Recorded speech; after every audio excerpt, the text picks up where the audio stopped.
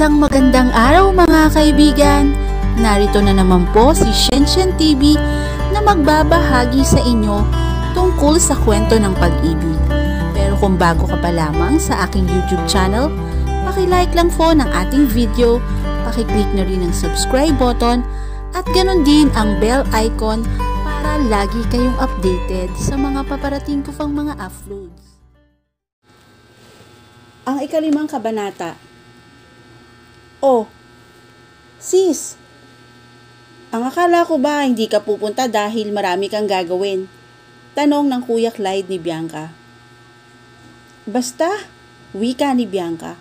Pumunta ito sa kwarto niya at naabutan siya nitong nag-aayos para sa St. Gabriel Night. Pamilya nila ang nagmamay-ari ng ospital na yon. Ang daddy niya, na isa ring doktor, ay isa sa mga board ng ospital. Pero kasulukuyang wala sa bansa ang daddy nila. Sa telepono lang sila nito nagkakausap. Their mother died 3 years ago at pareho nilang alam ng kapatid niya na iyon ang dahilan kung bakit lagi itong nasa labas ng bansa para dumalo sa iba't ibang convention. Their father wanted to spend all the time he could on it instead of mourning for their mother. Can I bribe you too? Tanong ng kuya niya. Tumaas ang isang kilay niya. Saka pumulatak.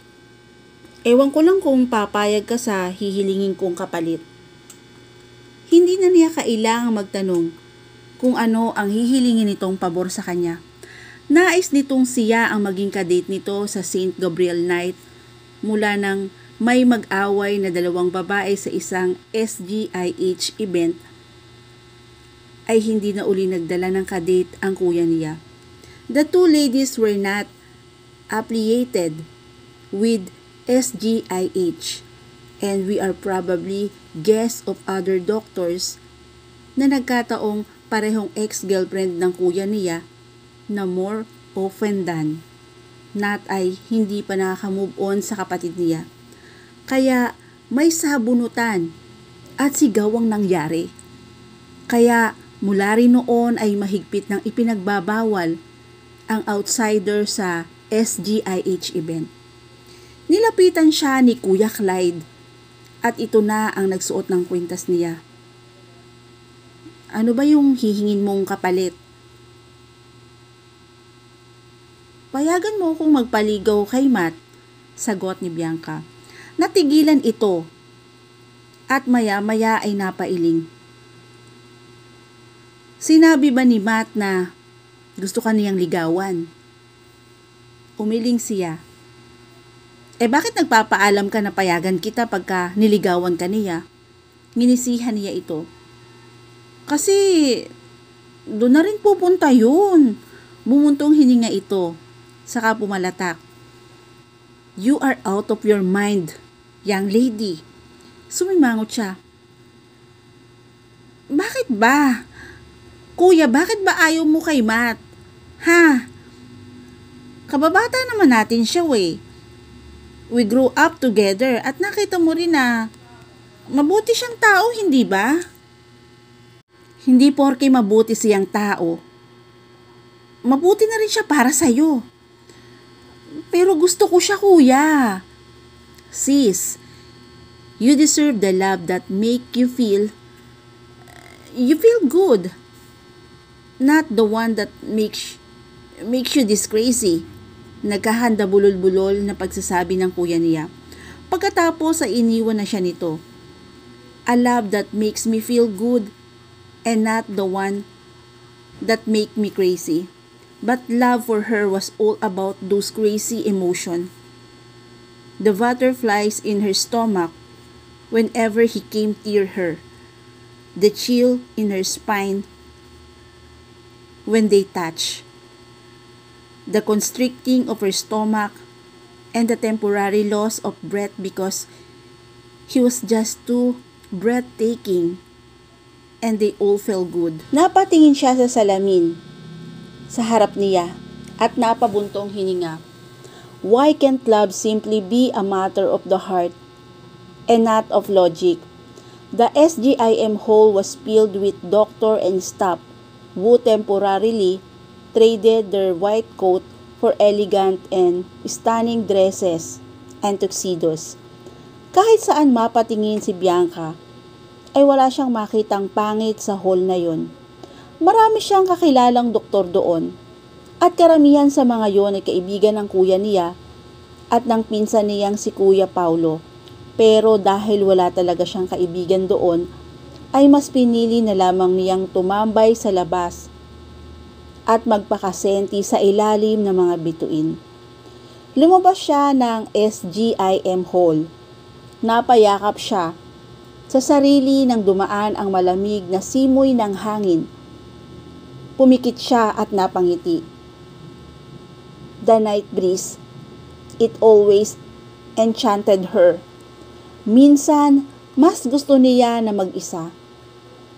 Kapag mag-isa siya, hindi niya kailangang maging concerned sa kasama niya.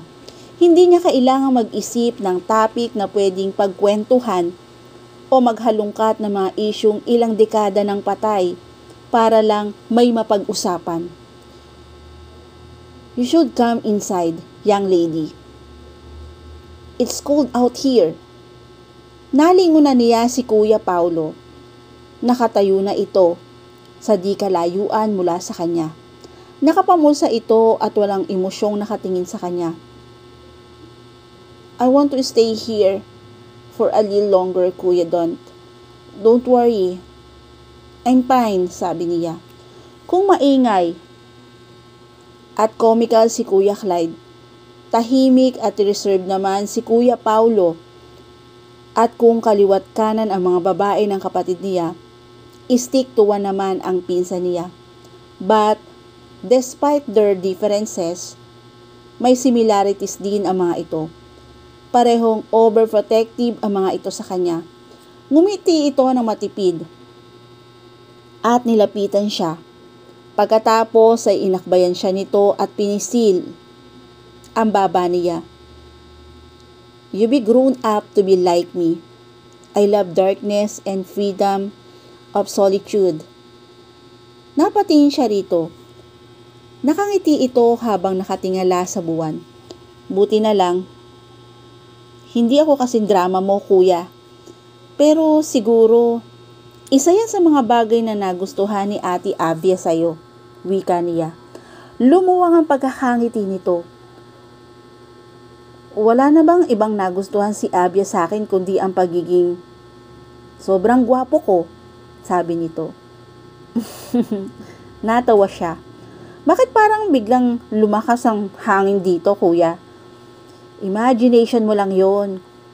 Hindi malinaw yun sa pandinig ko. Kunwari na lang hindi mo narinig yon. Oo na! Malakas ka sa akin Napatingin si Saike sa mga kaibigan niyang kaliwat kanan ang mga babaeng kausap.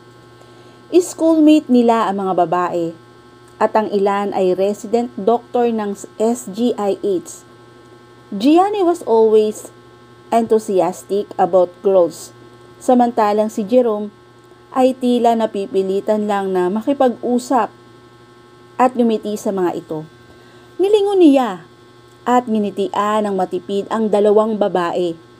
Parehong may hawak na kopita ang mga ito. Pareho ring naka-abrisyete sa kanya. Kung hindi lang siya pinalaking gentleman. At kung sana ay nagkulang lang ang mommy love nila sa pagsasabing respetuhin ang mga babae, ay kanina pa niya pinaalis ang mga yon. Some guys would think that a man was so damn lucky if he was surrounded by beautiful women. But he didn't feel lucky at all. He actually felt trapped. Mas gugustuhin pa niyang mapag-isa at magbilang ng mga bituin. Psych! Psych! Honey, let's dance! Yaya ng babaeng may makapal na makeup. He remembered her name was Angela, but he didn't really pay attention to her when she gave a little introduction of herself and mentioned how hot she was. "Dance with me instead," said the girls with minimal makeup but with overly maximized accessories and an overly exposed cleavage too. Idinikit pa nito ang dibdib sa braso niya. Napangiwi si Syke. Napatingin sa kanya sina Gianni at Jerome at sabay na napailing. "I would love to dance with the both of you, but..." Napatigil siya sa pagsasalita, hisak at making alibis. Tinignan niya ang dalawang kaibigan niya na alam niyang naiintindihan ang dilema niyang iyon. Ngumiti si Jerome.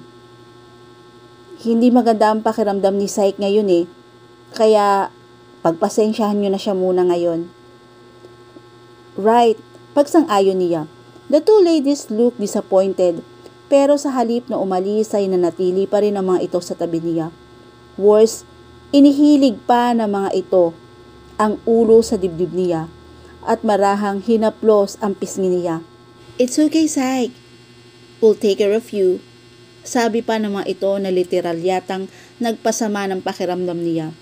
Why can't girls get that hint that a guy wanted to be left alone? Pasimpleng natawa ang mga kaibigan niya.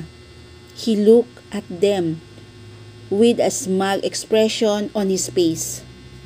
Lalong natawa ang mga ito. "Naalala ko, pinapatawag ka yata ni Clyde. May kailangan yata sa'yo," wika ni Gianni. "Right, there I have to go to Clyde. Masama namang magalit ang isang yun wika niya. Sumimangot ang dalawang babae. Malungkot na nagpaalam ang mga ito sa kanya at siya naman ay mabilis na umalis sa mesang inuukupan nila. Saan siya pupunta ngayon? Wala sa sariling napabaling si Syke sa kanan niya at parang may kung anong nakakahalina sa malamlam na gabi na nakikita niya sa exit door ng hall na yon. Alam niyang patungo yon sa shades at dahil wala siyang mapuntahan ay sumilip siya sa shade. Napapikit siya nang maramdaman niya ang malamig na hangin sa balat niya. It was cold enough to give him chill, but it wasn't freezing. In fact, the breeze was so inviting, kaya nagpatuloy siya sa paglalakad. Nakailang hakbang siya hanggang sa marating niya ang isang puno ng akasya. Napangiti siya habang inililibot niya ang paningin sa buong lugar. It was like a paradise in the middle of the city. Mabuti na lamang pala at nanatiling nakatayo ang mga puno roon. Kumunot ang noo niya nang may makita siyang babae na nakatayo sa ilalim ng puno. Alam niyang babae yon dahil sa suot nitong gown, pero hindi niya gaanong mabistahan ang itsura ng babae. Marahil ay naramdaman nito ang presensya niya, kaya lumingon ito sa gawin niya. Magkamukha ba sila o siya talaga? Pero malabo namang nandito siya. Pagkausap niya sa sarili, malabo maging si Bianca ang babaeng iyon dahil hindi naman ito affiliated sa SGIH, kaya hindi ito maaaring dumalo sa party nila. Pero talagang kamukhang kamukha ng babae si Bianca. "Anong minomonolog mo dyan?" Napapitlag siya sa pamilyar na boses na yon ni Bianca at muntik pa siyang mapaatras. "It's really you." "Bakit? Mukha ba akong multo sa paningin mo?" sabi nito sa nagbabantang boses.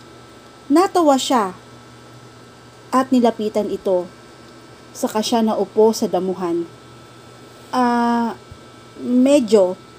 Kahit hindi siya nakatingin sa mukha nito, ay sigurado siyang namumula na yon sa inis. Sa ilang beses na nakasama at nakausap ng hindi masinsinan si Bianca, ay marami na siyang bagay na napapansin dito. Kagaya ng pagiging moody nito, mabilis uminit ang ulo nito pero mabilis ding lumamig. Mahilig din itong manindak at habi nito na basta-basta na lamang manipa ng tao. Medyo pala ha. Kung sipain kaya kita? Natawa siya sa sinabi nito. Fine. Hindi ka naman multo sabi niya. Nagulat siya nang hindi ito sumasagot sa kanya. Tumahimik lang ito at tila nahulog sa malalim na pag-iisip. Napasandal na lamang si Syke sa puno ng akasya at pinagmasdan ang kalangitan. Tell me, why do people wish on a star? Tanong niya habang hindi rin inaalis ang tingin sa pinagkakumpol ng mga tala. He traced it with his finger at napangiti siya. Ng puso ang kinalabasan niyon. Bakit ba lagi ka na lang may tanong? Hindi ba pwedeng pagmasdan mo na lamang ang mga bituin at gantihan mo sila ng ngiti? Hindi ngumingiti ang mga yan, ano? Hindi ngumingiti ang mga bituin. Pumalatak si Bianca. Sumobra ka nga sa talino. Kinulang ka naman sa imagination. Iniangat nito ang isang daliri at nagsimulang gumawa ng hugis gamit ang mga bituin. There, smiling face, oh. Natawa siya. That's not a smiley face. Sumobrang imagination mo, no? Para sa akin, smiley face yan. Huwag ka nang kumontra. Itinaas niya ang dalawang kamay. Oo na. Hindi na po ako kontra, Miss Sungit. Ninitian siya nito. Good. The star is truly smiling. Wala sa loob na wika niya habang nakatingin dito. Ha? Ibinalik niya ang tingin sa kalangitan. Wala. Pagkatapos ay namagitan na ang katahimikan. Nakontento na lamang silang pagmasdan ang kalangitan. Maya-maya ay nilingon niya ito. Nakita niyang kumikislap ang mga mata nito na tila nagre-reflect doon ang mga bituin sa langit. Sinundan niya ang tinitignan nito. Some stars are just brighter than the others. Magkaiba man ang kislap nila at ang lugar na kinalalagyan nila sa kalawakan. It doesn't change the fact that they are still star. No matter how big or small, or how bright or dull they may seem, they would still be that one things that would reflect hope and people's dream. Wika ni Bianca. That was insightful, komento ni Syke. Ngumiti ito. Napangiti rin siya. He was not into mushy stuff, but he kind of like stargazing with her. Syke, magkaibigan ba tayo? Biglang tanong nito. Bakit mo naman naitanong yan? Nagkibit balikat lang ito saka umupo sa tabi niya. Marurumihan ang damit mo. Wala kang pakialam, wika nito.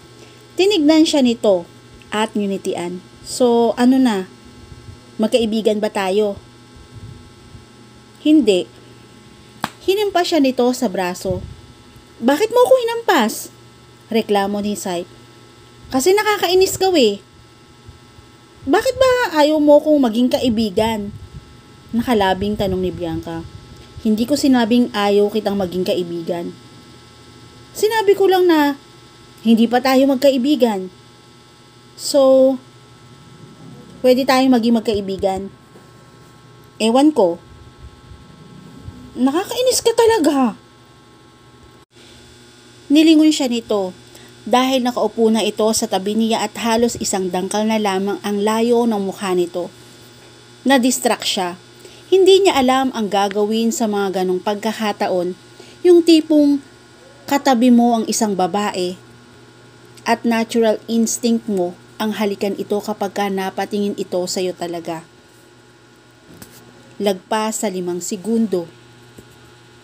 Ginagawa niya yon sa mga babae. Pero hindi niya yun magawa kay Bianca. Naramdaman niya ang mahinang pagsiko nito sa kanya, kaya napalingon siya rito nang hindi sinasadya. Tuloy ay natutok ang paningin niya sa mga labi nito. Stop looking idiot. Agad na saway ng isip niya. Napayuko siya at napabuntong hininga. Magsalita ka, Psych. Ungot ni Bianca. Nakapikit na at nagaangat siya ng muka. Ano bang gusto mong sabihin ko? Sabihin mo magkaibigan tayo. Bakit naman? Siyempre, mas maganda kapag ka malinaw na kaibigan nga ang turing mo sa akin, hindi ba? Yung tipong pwede kitang istorbohin at asarin dahil magkaibigan tayo. Yung pwede kitang puntahan kapag ka bored ako. Yung pwede kitang yakapin nang walang mali siya. Nag-replay sa isip niya ang huling sinabi ni Bianca. Napakamot siya sa batok. Yakapin ito. Tempting. Pero walang mali siya. Imposible. Napabuntong hininga si Psyche saka dumilat at tinignan ito. Ganito ka ba sa lahat ng mga kaibigan mo? Nililinaw mo kung kaibigan mo talaga sila o hindi? Tumango ito. Napamaang siya. As far as I know, hindi naman isang pinipirmahang kontrata ang pagkakaibigan na kapag may nilabag na isang close doon, ay pwede ka magdemanda. Friendship is, well, a random act of mutual agreement. Not like this. Napansin niya ang pag-iiba sa ekspresyon ni Bianca. Bigla ay parang naging distant ang mga mata nito. Her eyes expressed sadness too. Nataranta tuloy siya. Okay, let's get this over and done with. Hinawakan niya ito sa mga braso. You want to have a friendship? Tumango ito. Okay then. Inilahad niya ang isang kamay dito. Friends. Friends. Ilang saglit lang itong napatitig sa kamay niya bago ito nag-angat ng tingin. Na magtama ang mga mata nila ay nagkangitian sila. Hindi lahat ng tinititigan ay nauuwi sa paghahalikan, Psyche. Maybe sometimes it only end up in a handshake. Pagkausap niya sa sarili, nang mapatitig siya sa bahagyang nakaawang ng mga labi nito. Tinanggap nito ang pakikipagkamay niya. Friends. Friends. Pag-uulit nito. Bigla siyang nanlambot at tila nanunuyo ang lalamunan niya nang maramdaman niya ang malamig at malambot na kamay nito. Kanina ay halos idikit na ng mga babae ang katawan nito sa kanya, ngunit wala siyang nararamdaman. Samantalang kamay lang ni Bianca ang nakahawak. Pero tila ang laki ng epekto niyon sa kanya. Ngayong magkaibigan na tayo, pwede na kitang awayin nang hindi ako nakukonsensya at napapaisip na baka sabihin mong war freak ako at bigla-bigla na lamang nang aaway. At syempre, pwede ka nang mag-share ng kahit ano sa akin. At pwede ko na rin bang malaman kung bakit kasing gulo ng mundo ang mood mo? Ngumiti ito. Hormones, I guess. Naghagit-gikan sila. Maya-maya ay napatingin siya sa damit nito. Know what? Your dress is pretty. I know. Bakit hinahayaan mong marumihan? Well, tinapik niya ang kandungan niya at numisi. You can sit on my lap.